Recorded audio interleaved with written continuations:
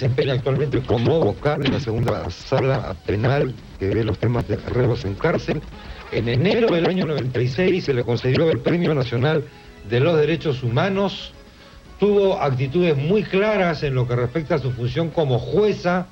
Esto tuvo que ver con casos muy sonados, como el caso del Grupo Colina, entre otros, y está con nosotros la doctora Antonia Saquicuray. Doctora, muy buenos días. Buenos días. Gracias. A usted le entregan una papa caliente en su oportunidad, que era el famoso caso Colina, ¿no es verdad? Así es. ¿Por qué no hacemos un poquito de historia? Y usted brevemente, porque tenemos segundos, nos recuerda cómo fue que usted recibe este caso y cómo actúa en este caso y qué consecuencias le trae a usted actuar como en su oportunidad actuó. Bien, bueno, solamente en líneas generales porque ese caso actualmente ha sido reabierto y está siendo ventilado ante el 6º juzgado de los procesos especiales que llevan los casos de corrupción. Bueno, yo siendo juez, estando un año ya en el ejercicio como titular, me he llevado a mi despacho el caso llamado Barrios Altos, una investigación llevada a cabo por la doctora Cecilia Magallanes, fiscal de ese caso, que pone a mi conocimiento una denuncia, una investigación que ella realizó desde el año 91 y la formaliza recién en el 95, sobre la presunta comisión de un delito perpetrado por un grupo paramilitar del entonces llamado Grupo Colina. Hoy, bueno, con las investigaciones que se vienen llevando a cabo, se ha establecido la existencia. ¿Se hablaba ya del Grupo Colina en esa oportunidad? Por supuesto. Sí, ya se hablaba. Ya había investigaciones periodísticas que señalaban la claro, existencia y la manifestación del general Robles Espinosa de aquel momento, ¿no? Antes de que se me escape, ¿cómo procesan ustedes como jueces una investigación periodística? ¿Sabe por qué le digo esto? Porque hay todo tipo de investigaciones periodísticas, vaya, como hay todo tipo de equipos de fútbol, ¿no? Y entonces, en algunos casos da la impresión de que una investigación periodística o un reporte periodístico es suficiente para armar todo un proceso judicial. No es así. Consideramos que la investigación, el proceso de investigación de los medios de información son importantes, pero no solamente ello, se da una serie de indicios, también se acompañaba, por ejemplo, la investigación que en el Congreso llevó en ese momento el congresista Cáceres Velázquez con Díez Canseco y otros más. Además, las manifestaciones que se tomaron de los sobrevivientes del caso y una serie de testimonios. Entonces, todo ello son indicios que conllevan a la presunción de la comisión de un ilícito penal cometido por supuestos integrantes del Grupo Colina en ese momento. La tengo que interrumpir un instante, doctora, porque tenemos que ir a la pausa. Continuamos con la doctora Antonia Saquicuray. Las 9:03. Estamos con la doctora Antonia Saquicuray y nos está recordando, lamentablemente con brevedad, porque tenemos minutos, pero luego vamos a tenerle que hacer a la doctora, con su venia, por supuesto, una entrevista más amplia para recoger algunos detalles. Esto es historia, señores. El tema viene a cuento vamos a recoger aquí anécdotas, sino estamos hablando de la independencia del Poder Judicial. Y yo digo una cosa, si me permite, doctora, aunque quizás mejor no lo debería decir. La independencia del Poder Judicial comienza por el propio juez, cuando éste tiene una actitud de independencia, no cuando está listo para recibir cualquier llamadita o para dejarse impresionar por un periodicazo, por más importante que este sea. Muy bien. Sí, comparto plenamente con usted, la independencia es interna, es el juez quien tiene que demostrar su independencia frente a los casos que resuelve. Eso es es algo intrínseco al que es del ser del magistrado. El que no lo sea, pues yo considero que no lo es, no es un magistrado. Yo siempre he sostenido eso.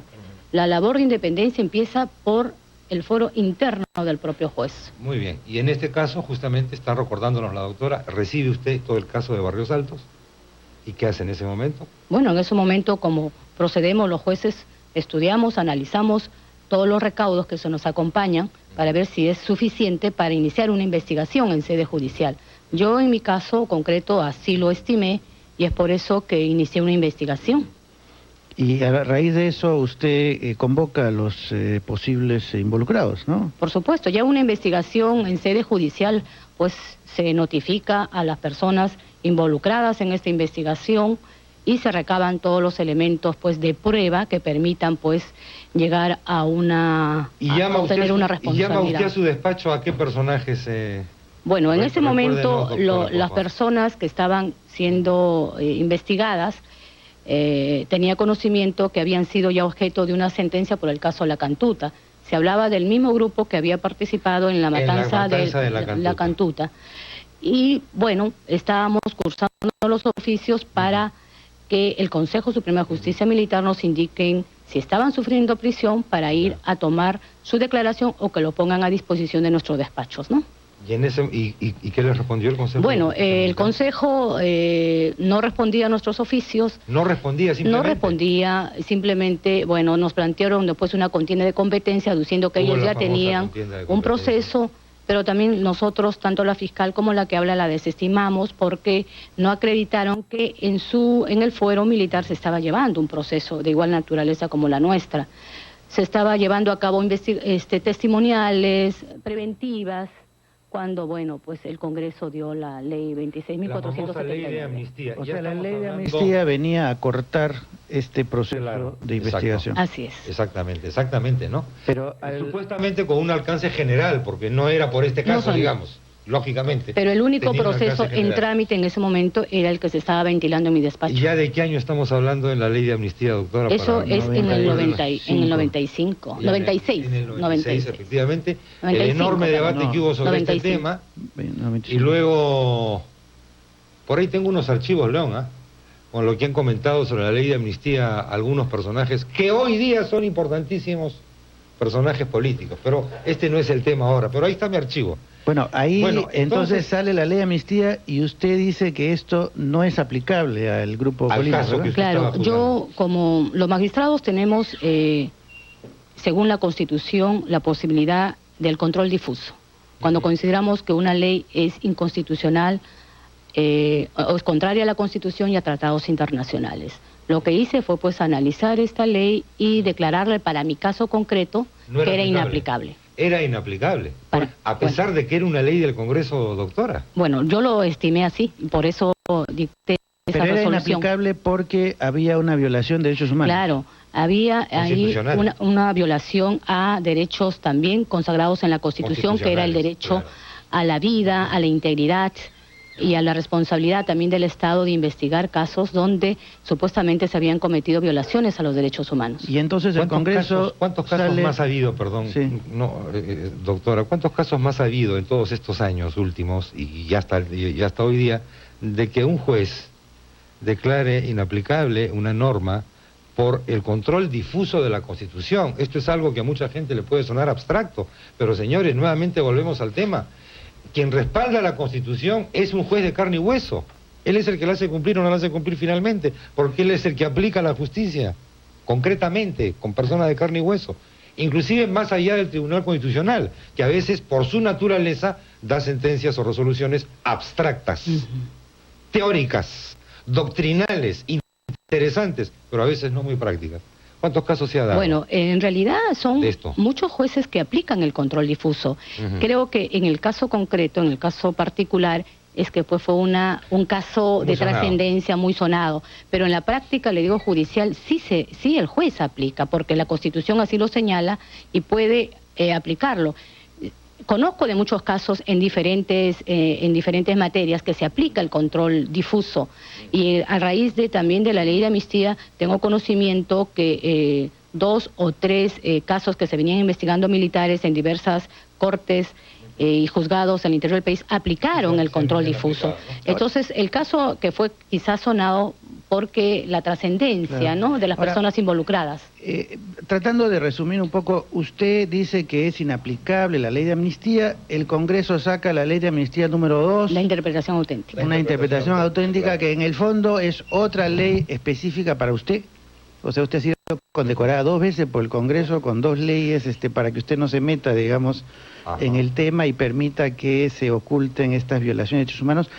Y ahora viene una reapertura del tema del Grupo Colina con la detención de Martín Rivas y Pichilingue, no recuerdo su nombre. Y otros que definitivamente van a utilizar, supongo, como parte de su argumentación, estas famosas leyes de amnistía dadas anteriormente. Entiendo que han sido derogadas. Han sido las leyes de amnistía. Es decir, es posible juzgar ahora a estos señores sin este impedimento. Claro, el problema en sí es que se está investigando y actualmente está en trámite, es a raíz de la decisión de la Corte que la decisión de la Corte, que fue en el año 2001, que comunicó al gobierno peruano a través de la Corte Interamericana de Derechos Humanos, donde el Estado fue el que era la parte demandada, y a raíz de la decisión de la Corte Interamericana que comunica al Estado peruano mediante Relaciones Exteriores la decisión de la Corte de declarar inaplicable esta ley de amnistía y que se continúe con la investigación. Porque un aspecto muy importante que rescata la Corte Interamericana es el principio de la verdad, el conocer y investigar, el deber del Estado de investigar, de sancionar a los supuestos responsables si así se estuviera y de evitar la impunidad. O sea, legalmente en este momento no hay ningún impedimento para que se investigue a los señores del Grupo Colina por las matanzas de Barrios Altos en el año 91 y la matanza de La Cantuta en el año 93 o 4. Claro, 93. Bueno, es que el Estado, como miembro que ha suscrito la Convención Americana de Derechos Humanos, pues ha hecho suya la decisión de la Corte y por eso ha dispuesto que continúe el trámite del caso Barrios Altos. Pero el Congreso no ha derogado la ley de amnistía. Creo que eso es importante también señalarlo, ¿no? Ha derogado la ley de amnistía. Pero el Estado sí se está cumpliendo por la decisión de la Corte y dentro de los organismos internacionales, pues es el cumplimiento del Estado a las decisiones emanadas por un organismo supremo, ¿no? ¿Y cómo explica usted que el Congreso no haya derogado la ley de amnistía? ¿Qué cosa haría que haya reservas para derogarla? Bueno, en eso habría que preguntarlo a los señores congresistas, ¿no? Pero digamos, ¿qué aristas fuera del propiamente Grupo Colina están en esta ley de amnistía que podrían no interesar ser levantados? Bueno, en virtud de la aplicación de la ley de amnistía, pues fue objeto de que bajo esa ley hubo muchos procesos que fueron declarados, bueno, se archivaron, simultáneos. Entonces, de repente, pues muchas de esas decisiones no se quieren mover. Podrían haber sido verdaderas, ¿no? Eso ya escapa a mi punto de vista. Alguna razón tiene que haber, ¿no? Claro. Sí, pues supongo que es la real política, pero en fin, lamentablemente el tiempo nos gana. Se me quedan muchas preguntas para la doctora Antonia Saquipuray. Tengo que despedirla, doctora, lamentablemente. Usted demostró una actitud de independencia. ¿Existe en este momento esa misma actitud difundida entre sus colegas? Sé que me va a decir que no me puede responder, porque usted no puede hablar mal de sus colegas, ni bien tampoco. Pero en este momento, ¿qué garantiza que haya esta verdadera independencia por parte de los jueces? Le vuelvo a repetir, creo que la voluntad parte de uno mismo. El juez que asume esta delicada e importante función, su deber principal es administrar con absoluta imparcialidad, objetividad e independencia. Hoy en día hay muchos magistrados al interior del Poder Judicial comprometidos con eso y que venimos desarrollando desde mucho tiempo atrás nuestra labor.